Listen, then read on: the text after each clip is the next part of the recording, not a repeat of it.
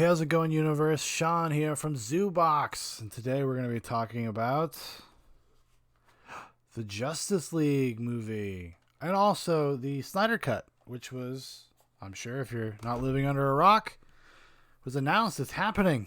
It's real, people. It's coming. Now, that's been a movement that's been around pretty much since the premiere. I think it was like a week after the premiere of the theatrical cut, which is really like the studio cut.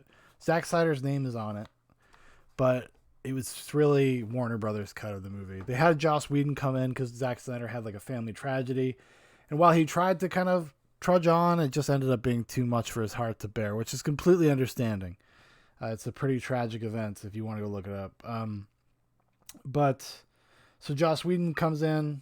Obviously, seems like somebody that maybe could match that kind of material. Not the tone of Snyder, but the idea of having to juggle all these characters. Because, critically, the general consensus is that Joss Whedon did a really good job with at least the first Avengers movie.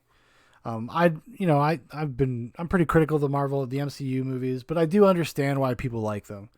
They're the same reason the people like them for the same reason I kind of tolerate this kind of shit, right?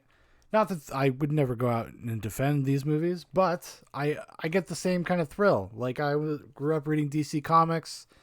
That is kind of that's my comic paradigm that I exist in. That's just what I prefer. I prefer kind of the explicitly revisionist kind of reframing and reusing and recontextualizing the ideas of gods and monsters and mythos, and harkens back to a lot of that stuff, like the kind of the Greek mythological archetypes and stuff. So that's why I was always drawn to them. But like I said, Snyder never really got to finish his movie, and now it seems in 2021 some point it's going to be premiering on HBO Max. It's going to be at least 4 hours long, I from what I understand, and it'll either be one big event movie or cut up into 6 episodes. I personally just hope they just do a fucking 4-hour cut of the movie. That's my preference. I am sick to death of fucking TV shows dragging shit on. I mean, Snyder's always been really long in the tooth. I mean, going back to I think even the 300 is like 2.5 hours long. And then Watchmen, of course, which he has a theatrical cut, a director's cut, an ultimate edition. So him putting out kind of multiple length cuts of a movie is not really that weird. Because he just kind of goes big. He swings for the fences. And I will say this. I don't always love everything Zack Snyder does. I haven't even loved everything he's done in the DC EU, the DC universe. I think Man of Steel, I've softened on Man of Steel over the years, but I was really not mad, but irritated by Man of Steel for a long time. And I think I'm going to actually watch it in the near future, so I will save those thoughts for that day. Same thing with Batman v Superman. It was an incredibly compromised movie, and then when the Ultimate Edition came out, which is about a half hour longer, it solved a lot of the problems the theatrical cut had, but it still, at its core, is the same movie. So if you I don't think that the Ultimate Edition is going to change too many minds. I think some people did come around because it flows better. It's a better cut. It makes sense. So things kind of make sense in that one. But there was tons of pressure because BVS was really divisive. The critics fucking flamed it for not being a Marvel movie, basically. And that's not just me generalizing. They would say that. They would say, like, why can't superhero movies just be fun? Why can't they be fun? Why can't they just be, like, uplifting? Well, it's like they don't all have to be. And if you thought Zack Snyder was going to deliver something that was not, like, Frank Miller-esque, Alex Ross art influence, but the writing, what he's kind of pulling from is Frank Miller and Alan Moore, that kind of perspective. It's cynical. He's very cynical about heroes. But apparently, if you were to believe what they say in interviews and what they've actually said with the Snyder Cut stuff, there was like a big spread, I think, in Hollywood Reporter, because they've known about this for a while. This has been actually in talks since November. So a lot of the people that were there's some scoop people on Twitter and stuff, and and they would get flamed by a lot of blue checkmark journalists, film bloggers, basically saying, like, and then they just try to smear everybody as misogynistic nerds and they're the worst, most toxic people on the planet. while they're also goading those people to argue with them. So it's just really, really ridiculous. But those people were right. They've been saying this for a while. They've been talking about, and Zack Snyder has also been trolling people about this for a while. And I think Zack Snyder, I don't think if he didn't think there was a real possibility of this happening, that he would have done that. Granted, I think he was a little bitter, but he's a smart enough business guy because he's also works as like a producer. You know, his wife, that's what she is. She's a producer in all of his movies. So they have a kind of a back end, behind the scenes kind of perspective on how Hollywood works. So he wasn't about to burn any bridges, but he was also like, no, yeah, there's a cut. I have a cut. And then he would release black and white photos of scenes that were intended to be in his cut. From what I gather, the Justice League movie that we got, the theatrical cut here, represents about a quarter of what he was trying to get at. You know, Joss Whedon came in. He was supposed to do the reshoots, but they ended up he ended up doing a ton of work on the script, and then they reshot a ton of stuff. Maybe not entire set pieces, but a lot of like the little cut-ins and how they kind of morphed the story into being something different than it was and really reduced it and simplified it. The studio wanted like a 2-hour, you know, push into theaters kind of movie that panders to everybody like the Marvel movies do. Not to just keep bringing up the Marvel movies, but the DCEU had a vision when it first started that it was going to be kind of director driven. They were going to be a little edgier. They were going to be a little darker. They were going to be like a counterpoint to the MCU, and they have completely turned that ship around on that. Because I mean, if you go watch like Aquaman or Shazam, and those are Marvel movies.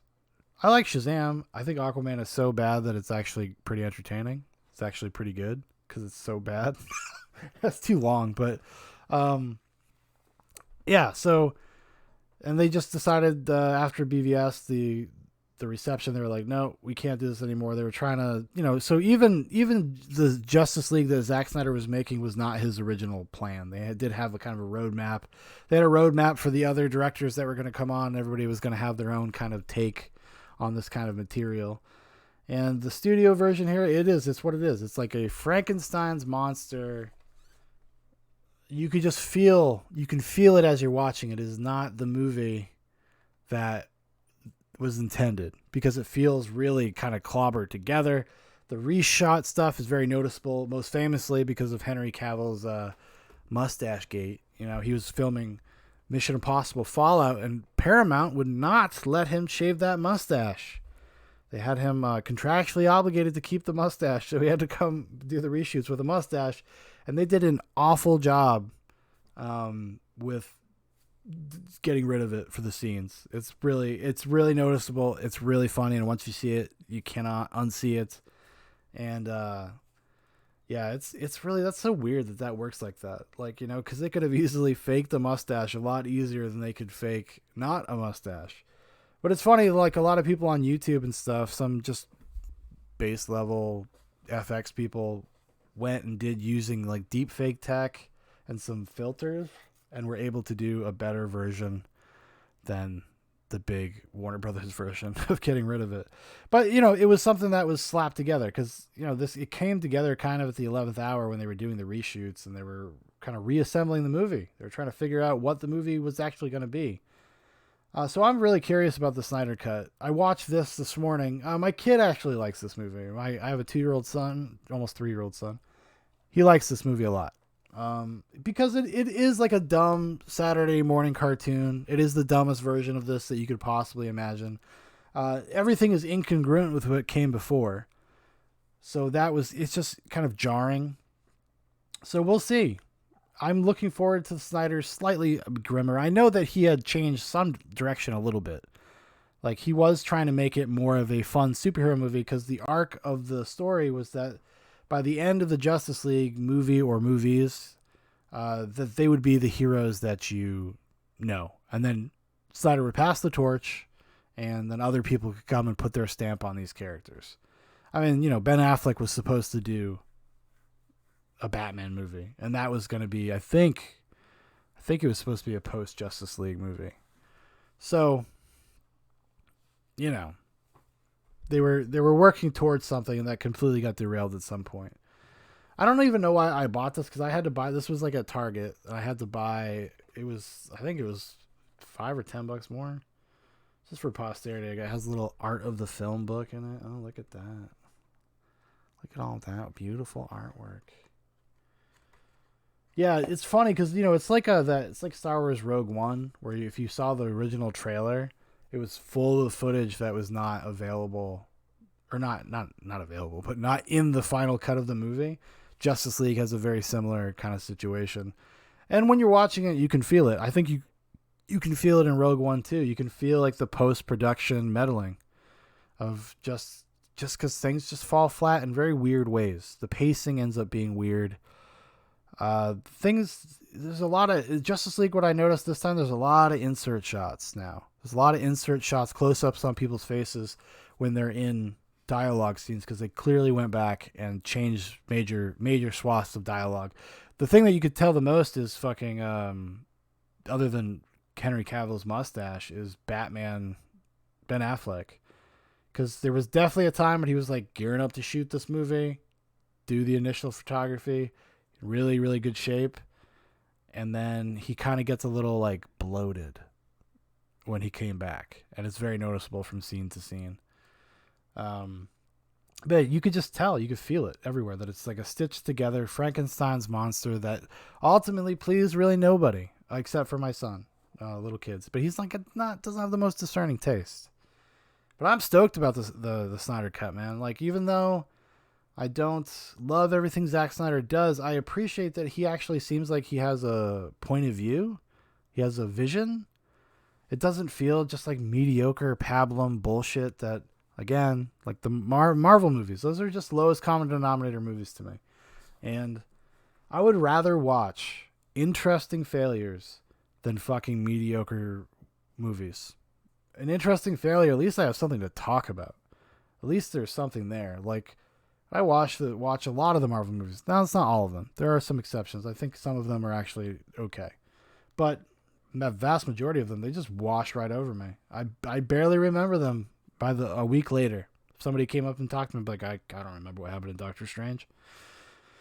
Who are the characters? What were their names? I don't even know. That's how I feel about those.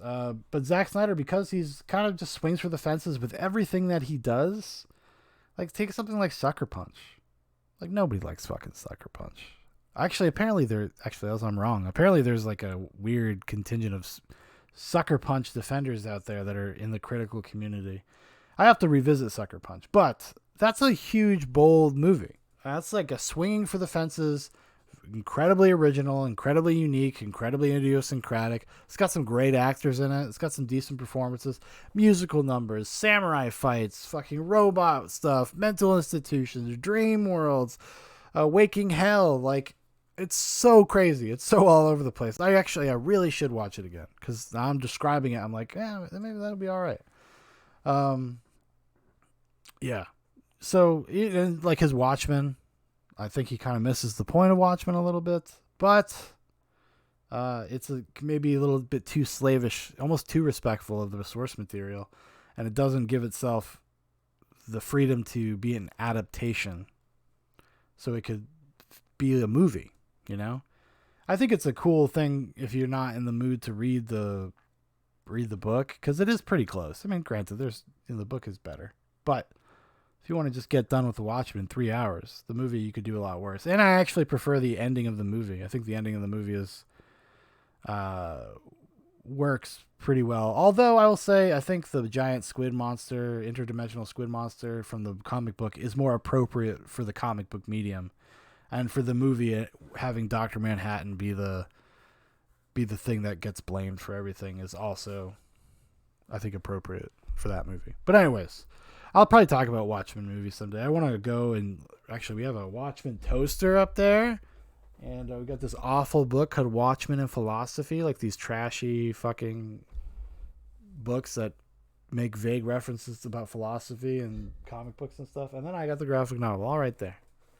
So I'll be probably maybe doing a deep dive on some Watchmen stuff, because now that the Zack Snyder thing's happened, I'm like, I should go watch Zack Snyder's filmography. I really love I have in the past, it's been a while since I've seen it, but his version of Dawn of the Dead. I'm looking forward to seeing that again. Yeah, that's going to be a good time. But yeah, Justice League. Should you watch Justice League if you've never seen it? No. Not that now that the Snyder Cut is coming out. Like listen, it's not the worst thing in the world. And I think if you're in the right mood and you just kind of go and accepting what it is, knowing what it is, there's in a vacuum, there's a ton of fun stuff in here. When they're in the subway tunnels, there's a big extended fight sequence between Parademons and Steppenwolf, and it's kind of the first time as a team working together. It's a lot of fun. It's a really cool scene. I would say even the ending, even with Aquaman and his goofy one-liners, which I don't know if that's a Whedon thing or if that was already there. You know, my man, hell yeah. My wife and I for years have been laughing about the scene when Bruce Wayne and Arthur Curry first meet, and like Arthur's about to go jump back into the ocean. He's like waist deep in water. He's like, a man who dresses like a bat. You're out of your mind, Bruce Wayne. And then he just jumps into the water and swims away. I don't know why. It just has always cracked me up. Cracked my wife up too. So there you go. We're both, maybe that's why we're married, because we think stupid things like that are funny. Yeah, Jason Momoa, actually, who I like. I think the casting is really well done. I think everybody's cast really well. I am so bummed that we are not going to get a Batfleck, a Ben Affleck Batman movie. I really wanted to see him do something with that character. And I think he was cast really well for even for the Frank Miller character that he was initially cast as, like for Batman v Superman. I understand like the arc is supposed to be getting past that, moving through this low point in Bruce's life and this darkness and kind of coming towards the light because of Superman's like kind of inherent optimism of his existence, which is something Bruce Wayne struggles with because that's the whole thing. He's just cynical about Superman. That's why he fucking thinks that he needs to make sure he can destroy him, which both makes sense. And it's also, hey, dick move, Bruce. But yeah, I'm really bummed. I'm also bummed. I would be really bummed if Henry Cavill didn't get to keep being Superman. He's a great Superman. I don't think he's had an opportunity to be in a great Superman story, but he's a great Superman. I've liked him from the very beginning, and I wish that somebody that maybe had a little bit more of a populist touch than Zack Snyder would do something with Superman.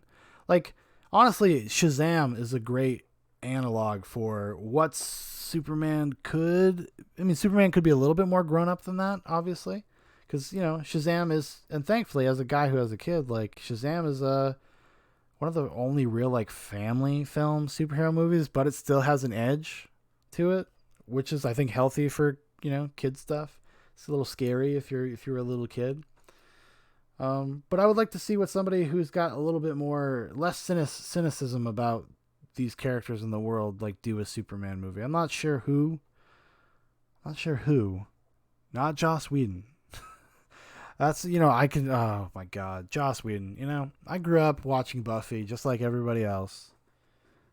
And, back then you thought that shit was clever, the constant quipping. He doesn't write dialogue, he writes quips. And then he rearranges quips so that they answer other quips, and it all feels very reflexive and awful. And it's all over the fucking Justice League. I saw somebody on Twitter trying to say that, like, well, Snyder was gonna be a lighter tone. People should be prepared if there was jokes in there. I'm like, yeah, I'm sure there was humor and jokes, but there was not all this constant quipping. Like, they fucked the Flash into the dirt with the quipping. Holy shit. Not a fan. Not a fan of that. But yeah, I think maybe, I don't know, probably over the next few weeks, maybe I'll watch all the DCEU movies, really get in there. Really fucking make my wife hate me. Like, why are we watching Suicide Squad? Wait, what are you doing? Why are you putting that in? I own all of them. That's the 60, like, as we've talked about before on this channel, if you've been watching these daily reviews, I collect movies, and it's kind of like when I bought Rise of Skywalker. I was like, I have to just have all the rest of them. I have to have them. So now I'm in a position with the DC movies that I'm like, I've come too far. Now I just have to have them. Now I have to buy them all. God damn it. Like, I liked Birds of Prey okay. I'm not saying it was great. It's like almost a 3 out of 5 star movie, but when that comes on sale, it'll be bought. I'm not going to buy it brand new though. I wouldn't do that. I did buy this brand new. and I knew better. So there you go. I just wanted the book. I don't know why. Every time I watch this, I'm hoping that it's gonna like morph into the Snyder Cut. And it never happens. But now we're gonna be good. We're gonna get it next year. I hope we get it as one big movie. I hope that it delivers on all our hopes and dreams. No, I don't think it's gonna be fundamentally a very different movie, but it's gonna be a Zack Snyder movie. And I think if you watch Batman v Superman, you're probably gonna get something akin to that, which is okay. I'm okay with, and like I said, I'm gonna watch those movies again, maybe have some more specific thoughts. I know this was kind of a rambling one, but I just wanted to. I was excited about the Snyder Cut announcement. It's very cool.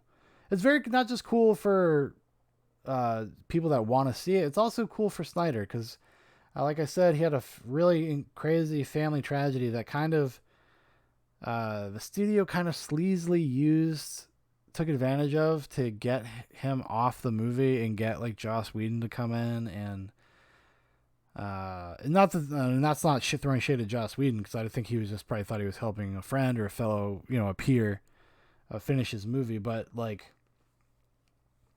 kind of gross what they did. They kind of pushed him out around a really tough time in his life, so he gets to come back, finish his movie, get some closure. Apparently, he's never even watched the Whedon cut or the studio cut, so he doesn't even know what it is other than hearing things from other people. So it's gonna be interesting. It'll be interesting to see what he does. Apparently, I don't know if I've mentioned this. It's gonna take about $20 to $30 million for them to finish the movie because they have to go do the VFX.